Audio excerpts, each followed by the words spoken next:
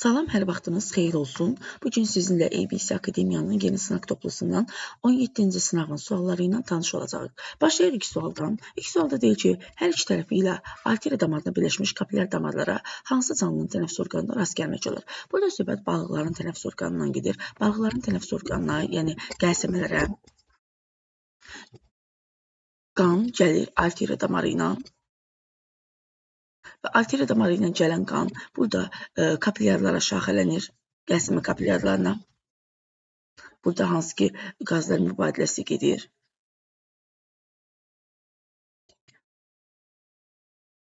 Demək, kapillərlər.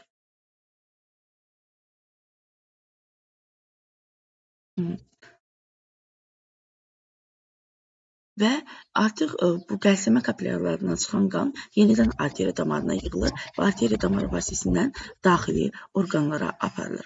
Arteriya damarı ilə daxili orqanlara aparılır. Demək, kapillərlər hansı halda və hansı canlıların tənəffüs orqanı iki arteriya damarı arasında olduğu elə balığın.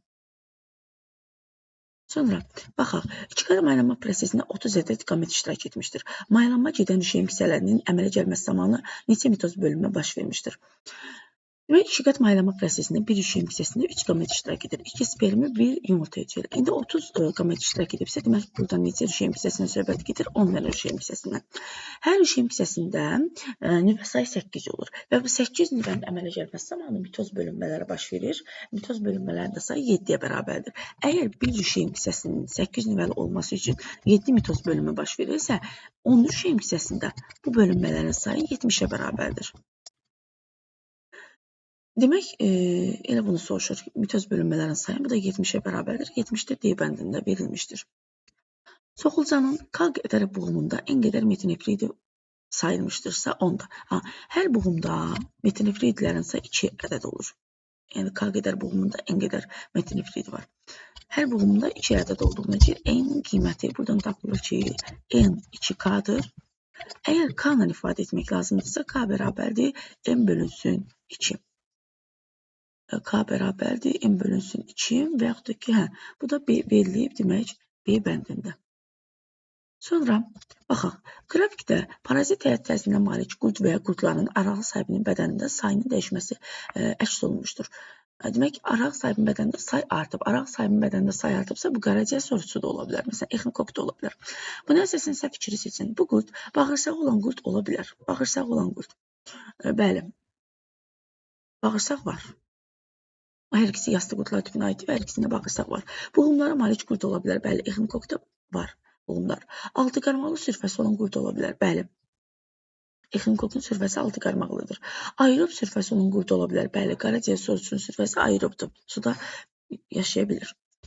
Anal dəlik olan qurd ola bilər. Xeyr, yastı qurdlar tipində hələ anal dəlik meydana çıxmamışdır. Ona görə bu yanlışdır.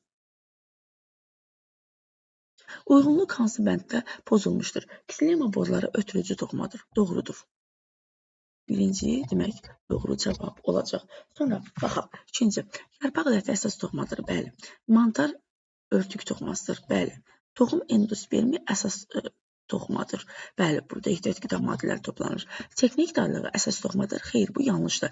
Çek nektarlığında nektar ifraz olunur və bu ifrazat toxumasına aiddir. Burada da E bəndi, demək, yanlış cavab oldu. İnsan bədəninə çubuq düşərsə, aşağıdakı xəstəliklərdən hansı baş verə bilər? Deməli, bakteriya nəzərdə tutulur. Bakteriya sözünün mənası çöp çubuq deməkdir. Yəni, bakteriyalar vasitəsilə törənən xəstəliklər baş verəcək və biz burada viruslarla törənən qızılca və qripi çıxırıq. O zaman 2 və 4 cavabları harda varsa təmizləsək, qalır 1, 3, 5 və 5. Yəni, 1, 3, 5 taun, vəba və difteriya. Bunlar bakteriyalar tərəfindən törənən xəstəliklərdir. Ona görə də B bəndə uyğun cavabdır. Verilmiş fikirlərdən hansı doğrudur? Demək deyil ki, kök sistemi millidirsə, bitki mütləq toxumla çoxalıb. Mütləq toxumla çoxalıb. Ola bilər bu. Buna qayıdarıq. Kök sistemi saçaqlısı bitki 100% toxumla çoxalıb. Xeyr, məsələn, sporlu bitkilərdə də, qıcıkimlərdə də kök sistemi saçaqlı ola bilir. Toxumla çoxalan bitkilər kök sistemi mütləq mil olur. Xeyr, saçaqlı kök sistemi də ola bilər. Əsas kökü olan bütün kök sistemləri mil olur. Əsas kökü olan xeyr. Saçaqlı kök sistemində də əsas kök ola bilər. Sadəcə zəif inkişaf edib digər köklər arasından seçilməyə bilər. Səsalıq kök sistemində mütləq əsas kök olmur, xeyr. Mütləq əsas kök olmur, yanlışdır. Ona görə elə A bəndi burada uyğun cavabdır. Baxaq 8-ci suala. Hansı xəstəliyə qarşı insanda anadan gəlmə təbii immunitet mövcuddur? İnsanlar inək taunu, donuz vəbası kimi xəstəliklərə tutulmurlar. Anadan gəlmə onlara qarşı insanda immunitet var. Burada da elə donuz vəbası verilib və donuz vəbası uyğun cavabdır. Qanı qarışmayan canlıları seçin. Qan qarışmır. Qan qarışan hansı canlılar idi? Bir sürünənlərdə var idi, bir də suda qurda yaşayanlar da var idi. Bunları çıxaq. Salamandranı çıxdıq, Balkan protein çıxdıq, sonra gürzə ilanını çıxdıq. Sonra baxaq burada hansı canlılar qaldı? 1, 2, 4, 5. 1, 2, 4, 5-də bu da demək A bəndində verilmişdir. İnkişafı qeyri-tam çevrilmə ilə gedən cüzləri seçin. Qeyri-tam çevrilmə ilə gedən cüzlər. Demək, baxırıq yenə də. Hansılarda qeyri-tam çevrilmə var? Demək, düz qanadlarda demək, qeyri-tam çevrilmə var idi. Bitlərdə və taxta bitlərində. O zaman gəlin seçək. Tarakanı seçək, çəlkəni seçək və taxta bitini seçək. O zaman cavab 1, 3, 6. Bu da A bəndində verilmişdir. Doğru fikri seçin. İnvizor dəliliyin kiçik nüvəsi tapılırsa, kiçik nüvə cinsi çoxalma proseslərini nəzarət edirdi. Ona görə də kiçik nüvə dağılarsa, cinsi çoxalma baş verməyəcəkdir. Bu da D bəndində verilmişdir. Cədvələ əsasən x-y ifadəsinin qiymətini tapın. Paizdə ayrı cinsiyyətli hidranın bədənində olan xarici qat hüceyrələrinin nömrədərliyi. Demək, ümumiyyətlə, hər zaman yəni hidranın xarici qatında aralıq, dalayıcı, sinir və dərəcəli hüceyrələri olur. Cinsi çoxalma dövründə isə cinsiyyət hüceyrələri olan spermatozoidlər və yumurta hüceyrələri yaranır. İndi əvvəlcədən 4 hüceyrə var idi, həmişə. İndi bir dənə də hüceyrə yaranda bu cinsi çoxalma dövründə. Yəni ona görə bir dənə deyirəm ki, hidra ayrı cinsiyyətlidir. Ya spermatozoid yaranacaq, ya da yumurta hüceyrə yaranacaq. O zaman bunun xarici qatı neçə hüceyrə oldu? 5 hüceyrə oldu. Daha doğrusu 5 hüceyrə müxtəliflik oldu. Daxili qatda isə rəqəm sabitdir, yəni 2 həmişə qamçılı və vəzili həzm hüceyrələri olur. O zaman x çıxma y-in qiymətini tapmaq üçün 5-dən 2-ni çıxırıq. 5-dən də 2-ni çıxanda alırıq 3. Bu da bizə A bəndində verilmişdir. Sporlar tipinin nümayəndəsidir. Sporlar tipi ibtidai bir hüceyrəli heyvanlardır. Onların nümayəndəsi də malyariya parazitidir. Heyvanların hansı dəstəsinin əhəlləşdirilmiş nümayəndələri vardır? Zarqanadlılarda vardır, bir də pulcuq qanadlılarda vardır. Zarqanadlılardan balarsı, pulcuq qanadlılardan isə tut bək qurdu əhəlləşdirilmiş nümayəndələrdir. İnsanların təsərrüfat məqsədinə xidmət edir. Sonra 15-ci sualda hansı bitkinin yarpağının damarlanmasına görə onun mənsub olduğu sinifi müəyyən etmək olmaz? Burada söhbət qarğa gözündən gedir. Qarğa gözü bir ləpəli bitkidir, amma onun yarpaqlarının damarlanması torvarıdır. Qarğa gözü ona görə və bağa yarpağı istisna bitkiləri idi. Bərabər sayıları olan xlamdomnada və Lotrix yosununda sayıları bərabər olan xlamdomnada və Lotrix yosunlarının cəmi 60 ədəd qamçı sayılmışdır. Lotrixə məxsus olan zoosporları maksimum neçə hüceyrə əmələ gətirir? Bilmirik sayılar neçə dənədir, ona görə hər birinin sayını x götürürük. Xlamdomnadan zoosporları 2 qamçılıdır, Lotrixin zoosporları 4 qamçılıdır. O zaman bunların birlikdə qamçı sayı 2x üzərinə gəlib 4x bərabərdir 60 olacaqdır. Buradan da tapırıq ki, x-in qiyməti 10-a bərabərdir. Deməli, xlamdomnadan da 10 zoospor var, Lotrixin də 10 zoospor var. Lotrixə məxsus olan zoosporları Lotrixin maksimum neçə hüceyrəsi əmələ gətirir? Lotrixin zoosporlarının sayı 10 dənədir. 10 zoosporu görək neçə hüceyrə əmələ gətirir. Lotrixin bir hüceyrəsinin bölünməsindən 2, 4 və 8 sayda zoospor əmələ gəlirdi. Biz 10 rəqəmin 2, 4, 8-ə bölməklə zoosporları ala bilərik. 4 və 8-ə böləndə biz tam bir rəqəm ala bilmirik. Ona görə də həm də maksimum qiymət almaq üçün elə 10-u 2-yə bölürük. O zaman tapırıq ki, demək 5 dənə hüceyrə demək 10 dənə zoospor əmələ gətirə bilər. Yəni maksimum əmələ gətirən hüceyrələrin sayı isə bu olacaqdır 5. Bu da C bəndində verilmişdir. Toxumun cücərməsi üçün vacib deyil. Toxumun cücərməsi üçün işığın olması vacib deyil. Demək, vacib idi nə? İstilik, rütubət, oksigen və canlı işıq ən vacibdir. Amma işığın olması vacib deyil. Yəni, toxum qaranlıqda da cücərə bilir. Çünki onda hazır üzvü maddələr var. Buynuz meyvəyə və toxumca meyvəyə müvafiq olaraq hansı fəslələr üçün Buynuz meyvə və toxumca meyvə müvafiq olaraq hansı fəslələr üçün xarakterikdir? Buynuz meyvə xaç şəkillərdə olur, toxumca meyvə isə olur mürəkkəb şəkillərdə. Xaç şəkillər mürəkkəb şəkillərdə D bəndində verilmişdir. 19-da şəkildə təsvir olunmuş bitki haqqında hansı fikir səhvdir? Şəkildə təsvir olunmuş bitki incitçəkdir. İncitçək haqqında səhv olan fikri soruşur bizdən. Deyir ki, çiçək qrupu sadə salxımdır, doğrudur, düzdür. Kökümsovlu çoxillik bitkidir, bəli, doğrudur. Meyvəsi qutucuq meyvədir. Əslində, bunları mən pilosuna işarə edeyim. Meyvəsi qutucuq meyvədir. Xeyr, bu yanlışdır. Yəni, yanlış olan C bəndidir. Dəqiqə. Deməli, çiçək qrupu sadə meyvə, kökümsovlu meyvədir, bitkidir, amma meyvəsi qutucuq meyvə deyil, gilə meyvədir. Kölgə C bəndir, çiçək yanığı sadədir. Sonra 20-yə baxaq. Verilənlərə əsasən may böcəyində X plus Y cəmini hesablayın. Demək, may böcəyində ikinci döş buğumu. Bu buğuma birləşən ayaqdakı buğumların cəmi. İkinci döş buğumunda bir cüt ayaq birləşir, yəni 2 ədəd ayaq birləşir. Hər ayaq 5 buğumdan ibarətdir. Çanaq, burma, bud, baldır və pəncədən. 2-ni vururuq 5-ə, burada buğumların sayıdır 10. Yəni, X-in qiyməti 10-a bərabərdir. Bu buğuma birləşən qanadların cəmi. İkinci döş buğumda 2 ədəd qanad birləşir. Ona görə də ondan 2-nin demək, cəmini soruşur. 10 və 2-nin cəmi 12 eləyəcək. Bu da E bəndində verilmişdir. Aşağıdakı cədvəldə boğmayaqlar tipinin 3 müxtəlif sinifinin qan damar sisteminin xüsusiyyətləri verilmişdir. Siniflər haqqında verilmiş mülahizələrdən hansı yanlışdır? X sinifində arteriya damarı var, yəni ürəkdən qanı çıxaran damarı var. Arterial və venoz qan yoxdur, boru şəkilli ürəkləri var. Boru şəkilli ürəklər deməli hansılarda olurdu? Bir xərçənglərdə olurdu, üzr istəyirəm, bir hörümçəklərdə olurdu, bir də həşəratlarda olurdu. Və arterial və venoz qan yoxdursa, yəni qanı ümumiyyətlə oksigen daşıyıb və daşımamasına görə ayrılmır. Yəni qan ümumiyyətlə oksigenə malik deyil deməkdir bu. Demək, bu qanı oksigen daşımayanda həşəratlar idi. O zaman X nədir? X həşəratdır. Həşərat. Digərlərinə baxaq. Y və Z də müəyyən edilir. Y nə olur o zaman? Arteriya damarı var, arterial qanı var, venoz qanı var, amma boru şəkilli deyil ürək. O zaman bu xərçəngdir. Xərçənglərdə ürək kisə şəkilli olur. Z-də deyir ki, arteriya damarı da var, arterial qanı da, venoz qanı da, boru şəkilli ürək də var. O zaman bu nədir? Bu demək olur hörümçəklərə aid.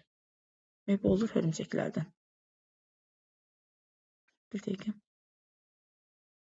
Hörümçək.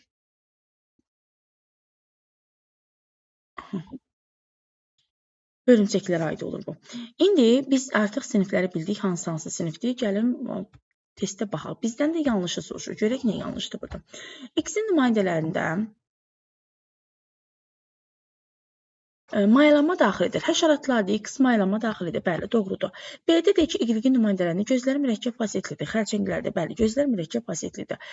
C-də deyir ki, Z-in nümayəndələrində ifrazat sistemi malpighi boruları və koksal vəzlərdir. Hörümçəklərdir Z. Hörümçəklərdə, bəli, malpighi borular və koksal vəzlərdir. Doğrudur.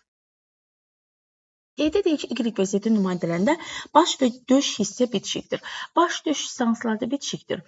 Deməli, həşəratlarda sərbəstdir, xərçəng və hörümçəklərdə, yəni Y və Z-də bitişikdir. Bu da doğrudur. X-in nümayəndələrinin ifrazat orqanı yaşıl vəzlərdir. Xeyr, yaşıl vəzlər həşəratlarda deyil, yaşıl vəzlər xərçənglərdədir. Ona görə bu yanlışdır. 22-ci sualda deyir ki, müvafiq canlıların sayının bərabər olduğunu qəbul etsək, bu canlılarda cəmi nə qədər göz saymaq olur? Deməli, göl ilbizi verilib. Göl ilbizi.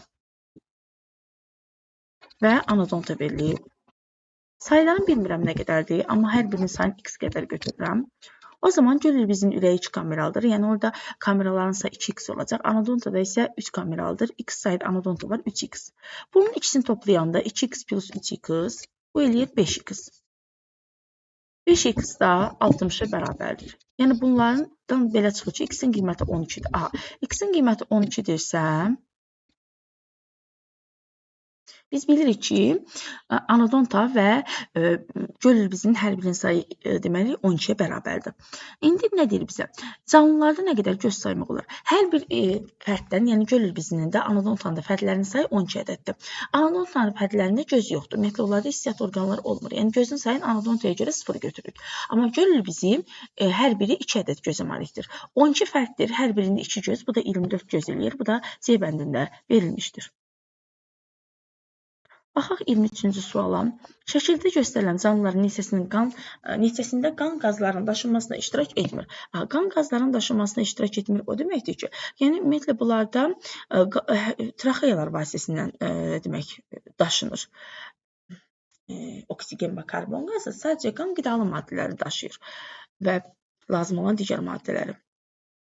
Burada da o zaman biz həşəratları seçib ayırırıq. Həşəratlar burada, bir də burada 2 dənə burada cəmi həşərat var. O zaman ikisini də götürürük. Yəni 23-də cavab C bəndi olacaq.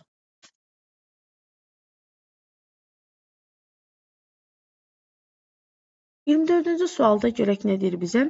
Demək, verilmiş qrafikdə iki canlı növü arasında mövcud olan hansı biotik əlaqəni əks etdirir?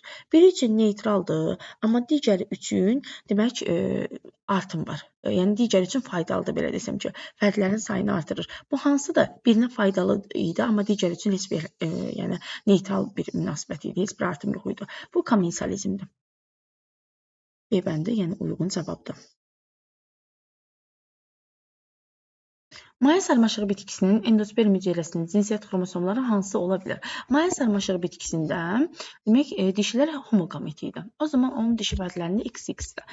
Və belə çıxır ki, burada erkəklər də XY-dir. Yəni erkəyin əmələ gətirdiyi sperm ya X olar o zaman, ya da Y ola bilər. Və endosperm hüceyrəsini soruşur. Endosperm hüceyrəsində əgər demək dişinin hər hansı bir somatik hüceyrəsində, yəni diploid daha doğrusu xromosom yığımında 2 ədəd X varsa, o zaman mərkəzi hüceyrədə diploid olduğuna görə onda 2 ədəd X olacaq. Və həmin mərkəzi hüceyrə spermi ilə birləşir. Spermi dedik X də ola bilər, Y də ola bilər. Əgər X birləşsə, o zaman 3 ədəd X-ə malik olan endosperm alınır. Amma 2 dənə X, buna gəlib bir dənə də bu Y birləşsə, o zaman 2X və bir dənə də Y demək cinsiyyət xromosomuna malik olan endosperm alınır. Baxaq, hansı cavablar uyğun gəlir o zaman? 1 uyğun gəlir, 1. Bir də demək uyğun gəlir 2. 1 və 2 də A bəndində verilmişdir. Yəni 25-ci sualda cavab A bəndi olacaq. Əgər qabırğa döş fəqərəsinə birləşibsə, qabırğa döş fəqərəsinə hər üç növ qabırğa birləşir. Yəni o döş sümü ilə birləşmələri fərqli ola bilər, amma döş fəqərəsinə birləşmə hər üçünə aiddir. Yəni burada cavab ona görə E bəndi olacaq. Həm üzən qabırğalar, həm həqiqi qabırğalar, həm də yalançı qabırğalar. Sonra 27-ci suala baxaq. Sakit halda ağciyər alveollarından qana 1600 ml oksigen qazı daxil olduğu vaxt ərzində ürək məhdəcikləri neçə saniyə diastole vəziyyətində olar? Baxaq. Demək, bir ürək döyüntüsünə buradan başlayaq gəlin. Bir dəfə, yəni qan tənəffüs orqanlarından alveollardan keçərkən hər dəfə həmin qanın tərkibinə 25 kub santimetr və yaxud da 25 ml oksigen daxil olur. Gəlin o zaman baxaq. Demək, bir tənəffüs hərəkətində olur 25 ml. İndi 1600 ml deyir. Demək, neçə dəfə qan alveollardan keçib, yəni neçə dəfə tənəffüs hərəkəti olub. Buradan tapırıq ki, 1625-ə bölürük. Tapırıq, demək, 64. 64 tənəffüs hərəkəti. İndi baxaq. 1 dəqiqədə 16 tənəffüs hərəkəti baş verirdi. 64 tənəffüs hərəkətində neçə dəqiqədə baş verdiyini tapmaq üçün 64-ü böldük 16-ya. Buradan tapırıq 4 dəqiqə və ya başqa sözlə 240 saniyə. 240 saniyə. Sadəcə 64-ü bir tənəffüs hərəkətinə sərf olunan zamana 3,75-ə də vurulub. Yəni bunu bu şəkildə də tapmaq olardı. Fərqi yoxdur. Yəni buradan da 240 saniyə alacaqdıq biz. 240 saniyə. İndi bizə nə deyir? Deyir ki, bu vaxt ərzində ürək məhdəcikləri neçə saniyə diastole vəziyyətində olur? Ürək məhdəcikləri bir ürək siklində, yəni 0,8 saniyədə 0,5 diastole vəziyyətində olur. İndi bəs 240-da nə qədər diastole vəziyyətində olacaqlar? Buradan hesablayanda 240-ı 5-ə vurub 8-ə bölürük. Buradan da alırıq cavab 150. 150 də harada verilmişdir? E bəndində verilmişdir. Xəstəlik zamanı sümük iliyindən normadan daha çox leykosit yaranır və nəticədə qanın rəngi ağarır. Bu hansı xəstəlikdir? Daha çox normadan daha çox leykosit yaranır. Bu da leykoz xəstəliyidir. Leykoz xəstəliyi də B bəndində verilmişdir. Yəni 28-ci sualda cavab B bəndi olacaq. Aşağıdakı fikirlərdən hansı doğrudur? Heç bir genetik xəstəliyi olmayan insanın normalda bir hüceyrəsində 46-dan çox xromosom ola bilməz. Ola bilər. Bu fikir yanlışdır. Niyə? Tutaq ki, burada söhbət gedir çox növbəli hüceyrəyə malik olan bir toxumadan. Tutaq ki, enlozorlu əzələ toxumasından və yaxud da ki, qaraciyərdən.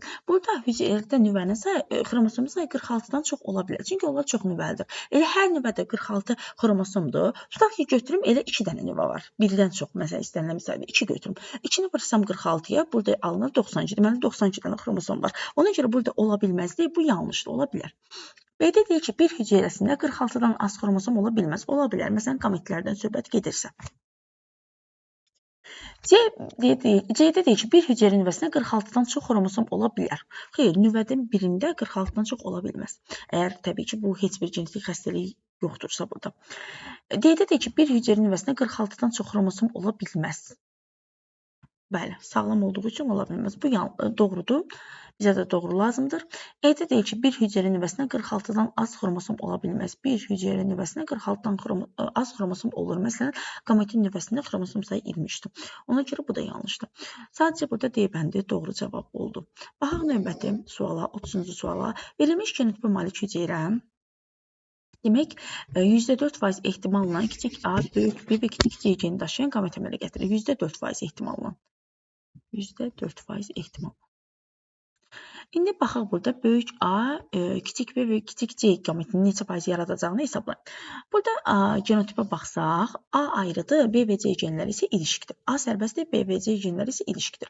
Demək, burada görürük ki, rekombinasiya var. Yəni, böyük B və kiçik C genləri bir qamet üzərində olublar. Deməli, bunların arasında crossover olub. Crossover olduğu halda o cür qamet əmələ gələ bilərdi. Gəlin baxaq. Demək, genin biri sərbəst şəkildə yerləşir. Böyük A, kiçik A. Bu iki ayrı-ayrı genotipə malik olan qamet əmələ gətirə bilər. Böyük A və kiçik A. Yəni, burada başqa bir şey qamet əmələ gətirə bilməz ikisindən başqa. Amma bu böyük B və kiçik C-lər, bunlar necə olurlar? Böyük B, kiçik B, böyük C, kiçik C. Burada 4 tip qamet əmələ gələ bilər. 4 tip. Yəni, normal qametlər, ilişkili şəkildə yaranan qametlər, bir də rekombinativ qametlər. Baxaq indi burada, görək nə tapa bilərik testin şərtinə uyğun olaraq.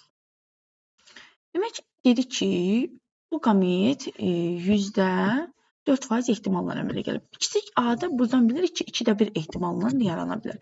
Amma bunun neçə faiz ehtimalla yarana biləcəyini bilmirəm. Həmin ehtimalı bilmədiyim üçün onu işarə edirəm bir y-lə. Və bərabər eləyirəm bunların ikisinin hasilini %4-ə. Buradakı %4-ə. Buradan tapıram ki, y-in qiyməti mən neçə imiş? Y-in qiyməti 50-də 4 imiş. Aha, 50-də 4 imiş. Baxaq, əgər y ehtimalı, yəni böyük B və kiçik C-nin yaranma ehtimalı 50-də 4-dürsə, o zaman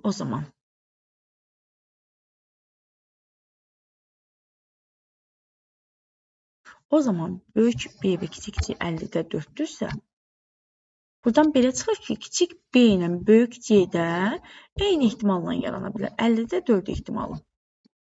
50-də 4 ehtimalı. Bizdən də nəyi soruşur? Deyir ki, böyük A, kiçik B və kiçik C qametini neçə faiz yaradacağını hesablayın.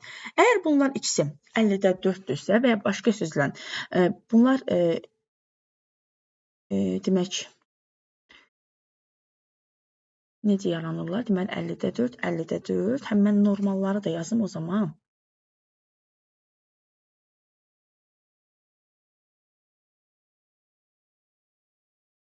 O zaman böyük B böyük C və kiçik B kiçik C görək hansı ehtimalla yarana bilər. Bunlar ikisi 50-də 4-dürsə, yəni toplamda 50-də 8-dirsə, digərlərinə qalır nə qədər ehtimal? 50-də 42. Bu ikisi yəni 50-də 42 ehtimalından yaranır. 50-də 42-ni də 2 yerə bölsək, yəni hərəsinin yarı-yarı götürsək, o zaman bunun yaranma ehtimalı 50-də 21, bunun da yaranma ehtimalı 50-də 21 olur. 50-də 21, 50-də 21. İndi gəlin, görək bu hansı ehtimalla üzə çıxa bilər. Yazaq. Böyük A-dan və kiçik B və kiçik C-dən ibarətdir. Böyük A götürür 2-də 1. Götürür 2-də 1 onu.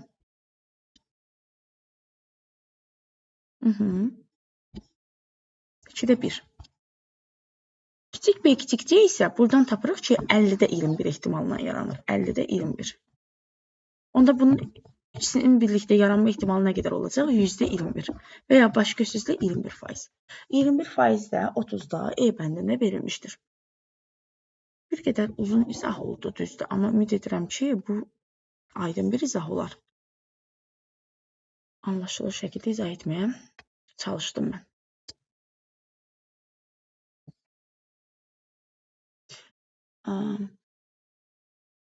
31-də lizosomlar maddələrin mübadiləsinin neçənci mərhələsində iştirak edirlər? Lizosom sözünün mənası, ümumiyyətlə sözün mənası özü həll edirəm deməkdir. Yəni hüceyrədə xatırlayaq ki, lizosomlar nə iş görürlər? Hər hansı bir məsələn köhnəlmiş orqanoidləri və ya ki, orqanizmin hər hansı bir hissəsinin həll olunmasında iştirak edirdilər bunlar. Ona görə bunlar hansı mərhələdə iştirak edə bilərlər? Bunlar qidalı maddələrin hazırlanması prosesində iştirak edə bilərlər. Yəni böyük ölçülü bir qidalı maddələrin kiçik ölçülü monosakardilərə çevrilməsində iştirak edə bilərlər. Bu da hansı mərhələdir? Hazırlıq mərhələsidir. Hazırlıq mərhələsində yalnız demək bir A bəndində verilmişdir. Yəni böyük ölçülü, məsələn, mürəkkəb bir polisakariddə onu kiçik bir hissələrə, monosakaridilərə parçalayır. Yəni işi parçalamaqdır. Cədvələ əsasən doğru bəndi müəyyən edin. Demək, insanın simpatik sinirləri göz bəbəyini daraldır. Simpatik sinirlər göz bəbəyini genəldirlər. Ona görə bu doğru deyil, yanlışdır. Bunu götürmürük.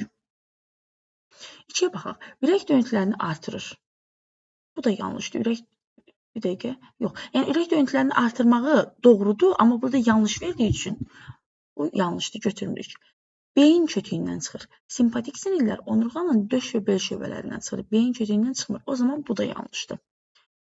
4-də deyir ki, qan damarlarını daraldır. Bəli, qan damarlarını daraldır və burada doğru verib. Bu da yalnız 4D bəndində verilmişdir.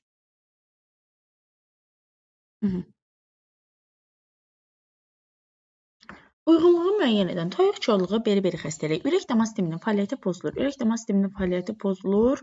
Demək, 1-2 yazaq. Deməli, 2-də.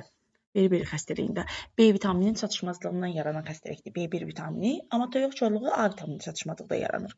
Ölümə səbəb olur. Bəli, beri-beri xəstəliyi demək ki, ağır hallarda ölümə də səbəb ola bilir. Doğrudur. Çöpçüklərin fəaliyyəti zəifləyir. Toyuq korluğuna aiddir burada. Yəni toyuq korluğu çöpçüklərin fəaliyyəti zəifləməsi nəticəsində yaranır. Qıcolmalara səbəb olur beri-beri. Toran işıqda görmə zəifləyir bu toyuq korluğunda. Əşyaların xəyalı torlu qışdan öndə alınır. Bu vitamin çatışmazlığı ilə əlaqədar deyil. Gözün almasına və yaxud da gözün billurunun qabarıqlığının dəyişməsindən əlaqədardır.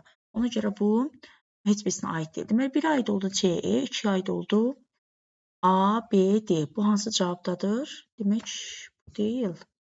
Burada E bəndində verilmişdir. E bəndində verilmişdir.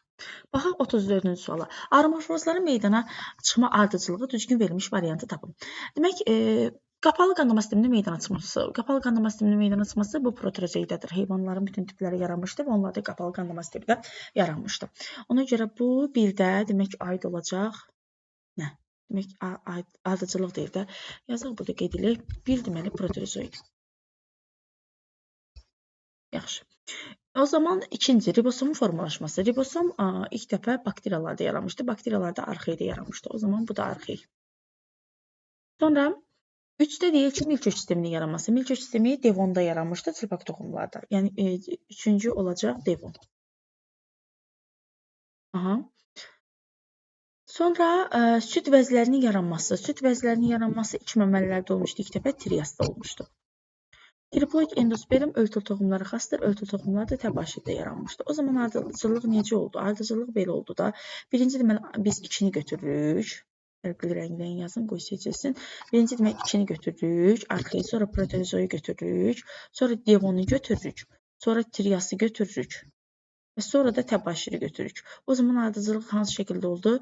2, 1, 3, 4, 5. 2, 1, 3, 4, 5. Bu da C bəndində verilmişdir. Yəni 34-cü sualda cavab C bəndi olacaq.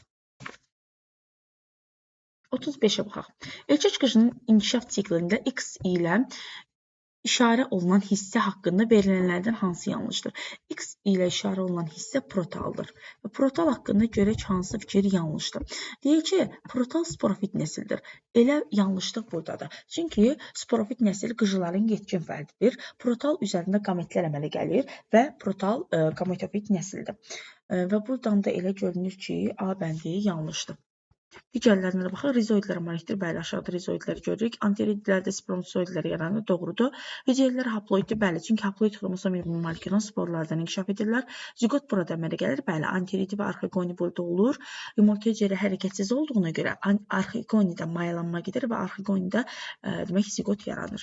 Ona görə bu da doğrudur. Yəni yanlış olan sadəcə A bəndi olacaq. Pişik dili və at pıtrağı kimi bitkilərin üzəri tikançıqlı olan meyvələri qoyunun tükünə yapışır, ilişir. Bununla da bitkilərin toxumu ətrafa yayılır. Bu canlılar arasında qarşılıqlı əlaqənin hansı formasıdır? Daha doğrusu, hansı qarşılıqlı əlaqə mövcuddur? Burada qarşılıqlı əlaqə forması komensiyalizmdir. Komensiyalizmdə deməli növün biri üçün heç bir əhəmiyyəti yox idi, digəri üçün isə müsbət əhəmiyyət daşıyırdı. Burada da pişik dili və at pıtrağı üçün müsbət əhəmiyyət daşıyacaq. Yəni onun deməli toxumları yeni ərazilərə yayılacaq. Amma qoyun üçün bunun heç bir əhəmiyyəti yoxdur. Nə müsbət, nə də mənfi. 37-ci sualda şəkildəki canlılara aid yanlış olanları seçin. Burada deməli pirabitdənlər verilmişdir. Deyir ki, əsasən yerdə yuva qururlar. Bəli, bu pirabitdənlərin 4 növü var və hər bir növ yerdə yuva qurur. Bu ümumi bir fikirdir hamısı üçün. Eyni növ qida ilə qidalanırlar. Xeyr, dimdiklərinin quruluşu müxtəlifdir və biz görürük ki, bunlar təbii ki, dimdik müxtəlifdirsə, deməli müxtəlif növ qida ilə qidalanır. İkinci yanlışdır. Bizdən də ilərisində yanlışı soruşurlar. Yəni içini götürəcəyik. Əcdadları eynidir. Əcdadları eynidir. Bunlar Qalpaqos adlarında yaşayırlar və Darwin müəyyən etmişdir ki, bunlar da Qalpaqos adlarına Cənubi Amerikadan gətirilmiş bir növ idi. Yəni bunların hamısının əcdadları eynidir ona görə. Üçüncü doğrudur.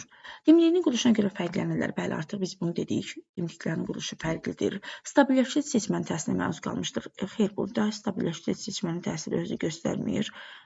Ona görə 5-ci demək yanlışı soruşuldu. Bizdən bəli, bu da yanlışdır. 6-da dedik ki, müxtəlif növlərdir. Bəli, müxtəlif növlərdir. Dedik əvvəldə burada 4 dənə növ var. Yəni bunlar müxtəlif növlərdir. Doğrudur bu. Eyni populyasiyaya aiddirlər. Əgər müxtəlif növdədirsə, bunlar eyni populyasiyaya aid olmayacaqlar.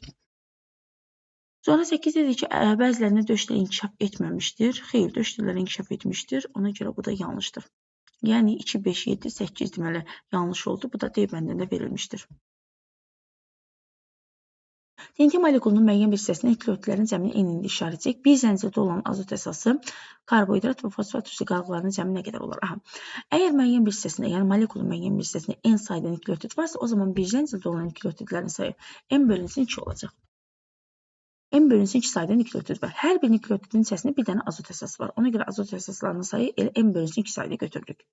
Azot əsası. Yəni 0,5-in belədir. Sonra hər birində karbohidratın sayın yenə bir dənə, hər nükleotiddə bir ədəd olduğuna görə toplamda 0,5-ində bunu götürürük. Ortofosfat üstü qalıqlarının cəmi isə bir dənə nükleotidin içərisində yenə bir dənədir. Ona görə də 0,5-ində onu götürürük. Toplayanda bunların üçü birlikdə eləyir 1,5-in. 1,5-ində, yəni 3-ünün cəmini deyir bizə tapın. Bu da A bəndində verilmişdir. Yəni A bəndi uyğun cavab olacaq. 39-a baxaq. Cədvələ əsasən hansı ifadə yanlışdır? Yanlışı soruşur bizdən. Demək deyir ki, fərdi inkişafında hüceyrələrində rast gəlinən xromosom yığmağı haploid, diploid və triploid ola bilər. Baxaq, X canlısı bitkilər aləminə aid edilə bilməz. X canlısında xromosom yığma haploid deyir. Demək, bu niyə də aid edilməsin? Elə əksinə bitkilər aləmində də haploid xromosom yığımlı hüceyrələrə malik canlılar var. Ona görə bu yanlışdır. Birinci bu yanlışdır. Sonra Y digərlərinə baxaq. B-də deyək ki, Y cansının maylanma zamanı 3 qameti iştirak edə bilər. Y nədir? Y-də triploid xromosom yığımlı hüceyrə var. Məsələn, örtülü toxumlarda triploid xromosom yığımlı hüceyrə var idi. Endospermdə. Örtülü toxumlarda demək 2 qat maylanma gedirdi və maylanmada 3 qamet iştirak edirdi. 2 spermi, bir dənə də yumurta hüceyrə. Ona görə bu doğrudur. C-də deyək ki, X canlısı sporla çoxala bilər. X canlısı sporla çoxalan canlı ola bilər. Bəli, mümkündür bu. Məsələn, mamır və qıcıkimlərdə onlarda sporla çoxalırlar. Həmçinin haploid xromosom yığımlı hüceyrələri var. Demək, diploid xromosom yığımlı hüceyrələri də var onların, amma triploid yoxdur onlar. Z haqqında deyək ki, D-də Z canlısı hüceyrələrində formalaşmış nüvəyə təsadüf olunmaya bilər. Bəli, burada söhbət formalaşmış nüvəyə malik deyilsə, burada söhbət prokaryotlardan gedir. Bakteriyalarda da xromosom sayı tək idi. Daha doğrusu xromosom tək idi. Ona görə onlarda xromosom sayı yığımını haploid götürə bilərik biz. Uyğundur. E-də deyək ki, Y cansında 3 növ generativ orqanı ola bilər. Y-in 3 növ generativ orqanı. Bəli, söhbət örtülü toxumlardan gedir. Onlarda həm çiçək, həm meyvə, həm də toxum olacaq. Ona görə bu uyğun cavabdır. Sadəcə A yanlış cavab olacaq. Geoxronoloji cədvələ əsasən borlu sümükləri embrional dövrdə əmələ gələn xordalıların ilk nümayəndələrinin meydana çıxdığı geoloji dövr hansıdır? Birinci xatırlayaq, hansılarda deməli borlu sümüklər hələ embrional dövrdə əmələ gəlmişdir. Ümumiyyətlə borlu sümüklər yaranmışdı ilk dəfə sudoqda yaşayanlarda.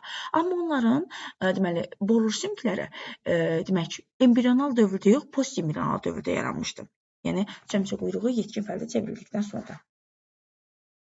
Amma demək